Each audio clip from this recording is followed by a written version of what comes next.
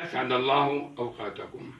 هذا علم سوريا المستقبل، أبدعته الشابة ريان عبد الباسط الحريتاني أبو العبد، ولأول مرة في تاريخ سوريا يبدع ويصاغ ويخاض العلم بأيدي سوريين. من الأعلى اللون الأزرق يشير إلى السماء، في الوسط اللون الأبيض يشير إلى الصفاء، وفي الأسفل اللون البني يشير إلى الأرض. اللون الأبيض في الوسط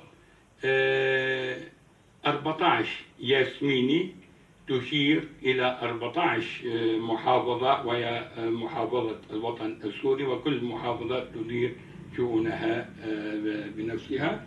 وهناك ميزان العدل أي الدولة